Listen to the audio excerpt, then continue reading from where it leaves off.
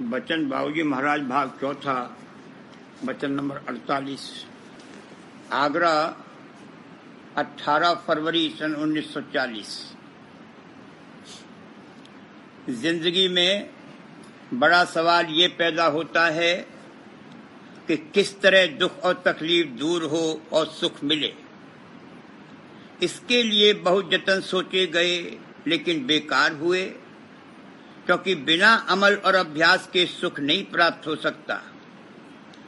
भोग विलास में चैतन्यता की कमी होती है और जब ज्यादा क्षीण हो जाती है तब दुख ज्यादा हो जाता है। जब तक मन और इंद्रियों की साधना अंतर्मुख अभ्यास द्वारा न की जाएगी और सत्य देश के नाम और रूप के द्वारा सूरत को उल्टाया न जाएगा, पूर्ण सुख नहीं प्राप्त हो सकता।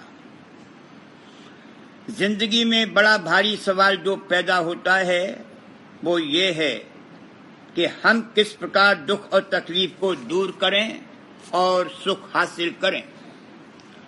जो जिस घाट पर बैठा हुआ है और उसमें जो बाहोश कार्रवाई करने वाला जौहर है, वो वहां कुदरती तौर पर ये जतन और कोशिश करता है कि दुख दूर हो और सुख मिले। इंसान की बैठक अंतःकरण के घाट पर है और वहां जितनी ताकत उसकी जागी हुई और बाहोश है, उसकी यही कार्रवाई और जतन व कोशिश होती है कि यहाँ जो दुख तकलीफें और मुसीबतें हैं वह दूर हों और यहाँ का सुख और आराम मिले। और इससे ऊपर के घाट पर जो बाहोश कार्रवाई करने वाला जौहर है, वो वहाँ के दुख दूर करने और वहाँ के सुख हासिल करने के लिए कार्रवाई करता है। उसकी यहाँ खबर नहीं है। इंसान का अंतःकरण हृदय चक्र पर है, पशु का इससे नीचे और नीचे होता चला गया है। एक कीड़ा भी यही कार्रवाई कर रहा है कि दुख दूर हो और सुख हासिल हो। इस सवाल के हल करने की कोशिश समय अनुसार लोग हमेशा करते आए हैं और पेशतर के वक्त में जो फिलोसोफर और हुक्मा जैसे चीन, यूनान वगैरह के हुए और हिंदुस्तान के खट दर्शन शास्त्र आदि सब ने यही बतलाया कि महज अक्ली और इल्मी तौर पर ये सवाल हल नहीं हो सकता जब तक कि अमल न किया जाएगा। बिना अमल के ये ऊसर जमीन की तरह बंजर है, इससे कोई नतीजा और फायदा नहीं निकल सकता। और अब इस समय में जो फिलोसोफर और हुक्मा हैं, वे तो सिर्फ अंतःकरण के बहुत नीचे घाट की गूंथा-गांथी करते हैं और उसकी हैसियत और दर्जा बहुत ही नीचा है। बहुत से लोग ऐसे मिलेंगे जिनको अपने कर्मानुसार और भाग्यानुसार संसार के सामान और संपत्ति बहुत प्राप्त हैं और उनको भोगने और ऐश व आराम करने में गरकाब हैं। दुख दूर करने की कार्रवाई और जतन उनको नहीं करना पड़ता या बहुत कम करना पड़ता है। उनकी कुल कार्रवाई यहाँ के सुख हासिल करने की ही होती है। वे निपट संसारी और पामर जीव हैं। उन पर माया के भोग विलासों का नशा चढ़ा हुआ है। अभी वे बेहोश और गाफिल हैं। जिसको वे सुख मान रहे हैं वह आइंदा दुख और तकलीफ आने का पैगाम और बयाना है। इसकी शरह नीचे की जाएगी। इन पामर जीवों को छोड़कर बाकी जीवों में से जिनके दिलों में ये सवाल पैदा हुआ कि दुख दूर करने का कोई जतन करना चाहिए, कुछ ने कहा कि और कोई उपाय और जतन नहीं है सिवा इसके कि दुख और तकलीफ बर्दाश्त की जाए। चुनाचे उन्होंने दुख बर्दाश्त करने की ताकत को बढ़ाया। उन्होंने कहा कि हम दुख को दुख नहीं मानेंगे। किसी ने कर्म को प्रधान रखा, किसी ने समय को प्रधान रखा और कहा कि ये सब समयानुसार और कर्मानुसार होता है। किसी ने कहा कि संसार में प्रवृत्त होने से दुख सुख व्यापता है, इसलिए संसार से बैराग पैदा होना चाहिए और त्याग करना चाहिए। उन्होंने त्याग और वैराग पर जोर दिया। कोई कोई अंतःकरण के घाट पर बैठकर ख्याल करने लगे कि हम दुख सुख से न्यारे हैं, सबसे अलग हैं और ऐसे हैं और वैसे हैं। मगर जब तक अमल और अभ्यास करके साधना नहीं की जाएगी, तब तक ये सब समझौती की बातें बतौर ऊसर जमीन के हैं। इससे परमार्थ का मतलब नहीं निकल सकता। कुछ काल तक थोड़े से दर्जे में ये समझौती काम देगी, मगर इससे दुख की निवृत्ति और सत्य सुख की प्राप्ति नहीं हो सकती। और संत मत में भी अगर सिर्फ ये बातें बनाना और अंतःकरण की मन बुद्धि की समझौती धारण करना ही परमार्थ की कार्रवाई समझी जाए और अंतर्मुख अभ्यास नहीं किया जाता, तो वह भी कमोवेश ऊपर बयान किए हुए के बमोजिब अक्ली और इल्मी तरीक की जेल में आता है, जो कि बेकार है। जब ये देखा गया और मालूम हुआ कि दुख सुख हमारे काबू और इख्तियार में नहीं है, तो इस बात पर यकीन लाए कि सबका कर्ता और प्रेरक मालिक है। यानी उन लोगों ने मालिक के वजूद को मंजूर किया और किसी कदर धीरज लेकर बैठ गए कि जो मालिक करेगा वही होगा। मगर संसार के सुख और आराम हासिल करने की ख्वाहिश मौजूद रही, और जब तक ये मौजूद है तब तक दुख लगा हुआ है। दुख से निवृत्ति नहीं हो सकती, नामुमकिन है। अगर कोई परवाह के साथ जांच करे तो यह बात अच्छी तरह समझ में आ सकती है। मन फुरना और चाह उठाता है, और जब मन ने किसी भोग विलास और सुख की चाह उठाई, तो वहां से उस इंद्रिय द्वारे पर जिसका वह भोग है धार जाती है, और कर्म इंद्रियां उसके हासिल करने के लिए कृत्य करती हैं। 5 ज्ञान और उनकी 5 ज्ञान इंद्रियां हैं। इनके सिवा और कोई ज्ञान नहीं है। कोई भी भोग या सुख हो, इन्हीं में से किसी न किसी इंद्रिय का होगा। जिस मादे या मसाले का भोग करना है और रस लेना है, उसमें इंद्रियों द्वारा इसकी चैतन्य की धार प्रवृत्त होती है। जैसे गर्म और सर्द पानी मिलने से औसत दर्जे की गर्मी पैदा होती है, उसी तरह से जब इसकी चैतन्य की धार मादे और मसाले से, जो कि जड़ है, मिलती है, तब विशेष चैतन्य और जड़ अथवा न्यून चैतन्य के मिलने से एक ऐसी कैफियत पैदा होती है जिसको सुख कहते हैं। और जब वह पैदा होती है तब इसको उसका रस आता है। मतलब कहने का ये है कि जब इसकी चैतन्य की धार जड़ में प्रवेश करे और प्रवस्त हो, तब सुख मिलता है। अगर चैतन्य की धार न जावे तो कोई सुख और रस नहीं मिल सकता, और जब धार जाती है तो उसका कुछ अंश क्षीण हो जाता है। यानी सुख और रस लेने के बाद जब लौटती है तो जिस कदर धार गई थी वह सब नहीं लौट सकती। उसका कुछ अंश मादे और मसाले में छूट जाता है।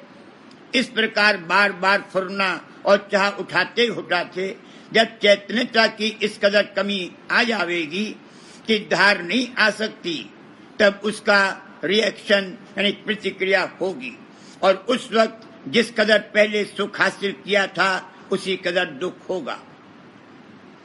इसलिए जब तक मन और इंद्रियों की साधना अंतर्मुख अभ्यास द्वारा न की जाएगी, तब तक महज अक्ली और इल्मी तौर पर ख्याल करने और विचारने और समझौती लेने और त्याग और वैराग पर जोर देने से कुछ हासिल नहीं हो सकता। जैसा कि ऊपर कहा गया है, ये सब ऊसर जमीन की तरह है।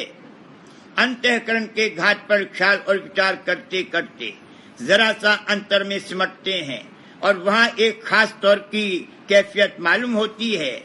उसी को ये लोग समझते हैं कि खुदा से मुलाकात हो गई या बड़ा आनंद और सुख मिल गया, और उसमें फूले नहीं समाते। ये सब कुछ नहीं है। अंतःकरण के घाट के परे तो गुजर और गति है ही नहीं। जो कुछ उनको मालूम होता है सब अंतःकरण के घाट का और इसी देश का है। इसी तरह लोग समझते हैं कि साइंस और उलूम फनूम वगैरह में बड़ी तरक्की हुई है और बहुत सी नई नई चीजें मालूम हुई हैं। उनको जान लेना चाहिए कि ये सब अंतःकरण के ही घाट की गूंथागांथी है। इस रीति से इस देश के परे का हाल कदापि नहीं मालूम हो सकता और उसमें जिंदगी का मसला हल नहीं हो सकता।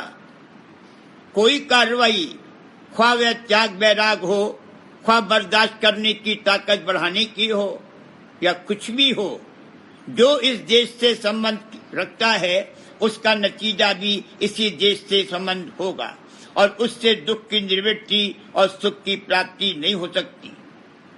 ये बात बिल्कुल सही है कि सबका कर्ता और प्रेरक एक मालिक है, मगर इस बात को सिर्फ अकल से समझ लेना ही काफी नहीं है, बल्कि मालिक का भेद और पता दरियाफ्त करके उससे मिलने की जुक्ति और जतन करना चाहिए।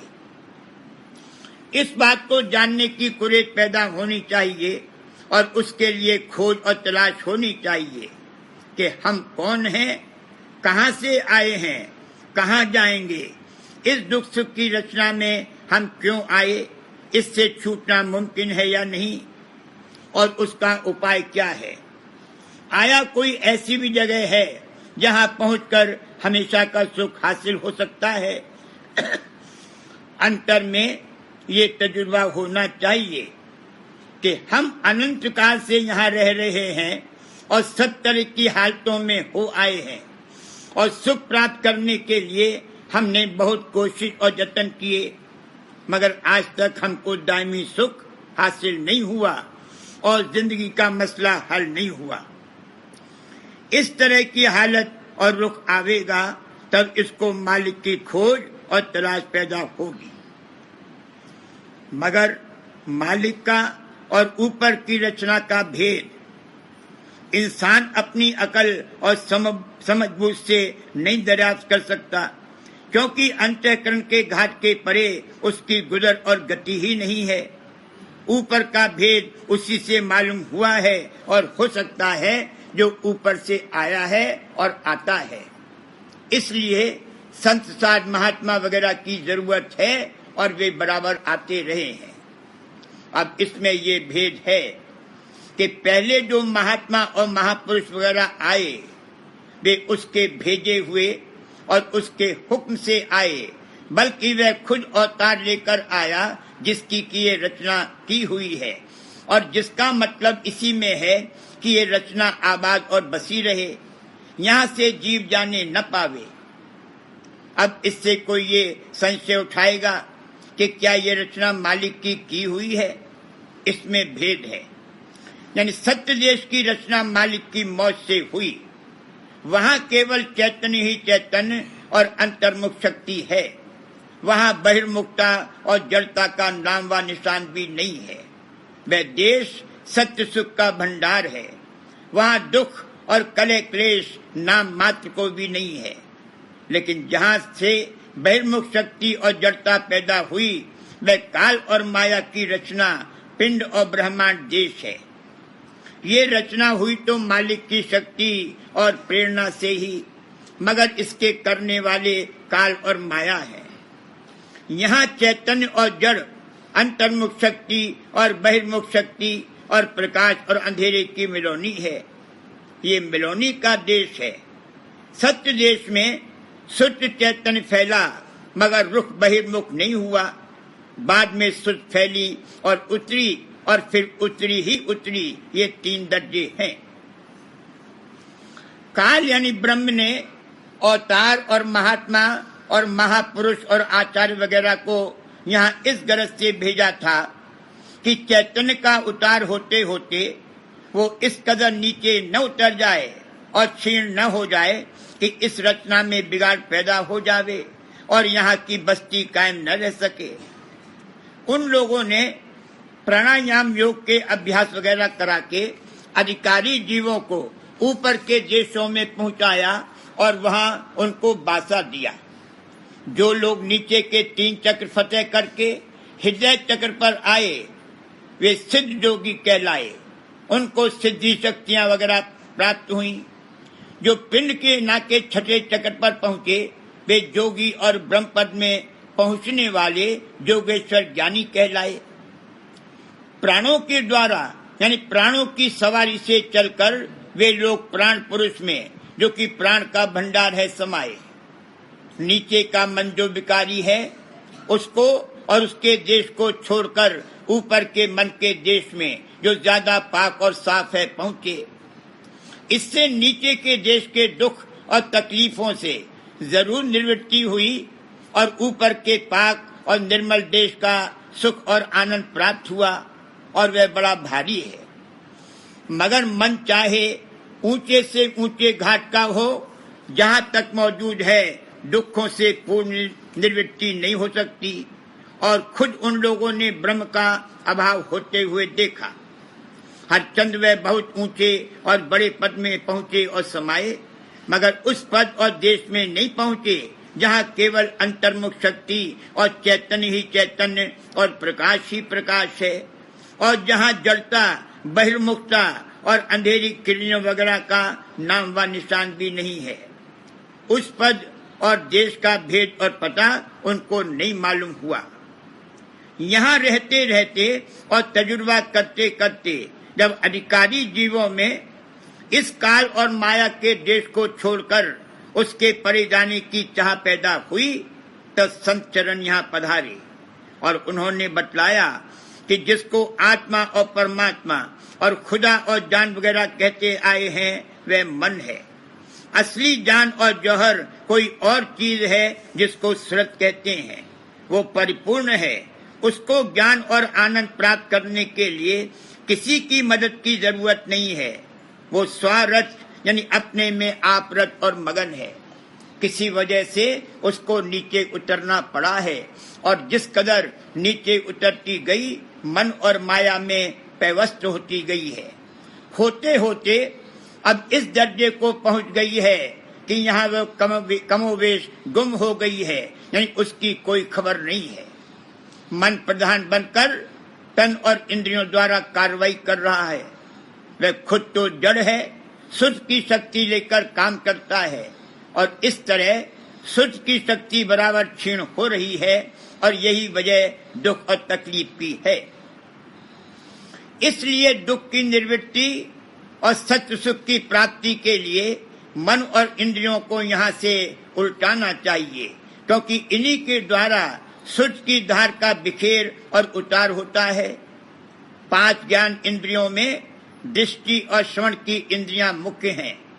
इन्हीं 2 के द्वारा यानी यहाँ के नाम और रूप के द्वारा संसार में बंधन पैदा हुए हैं और दुख सुख भोगना पड़ता है।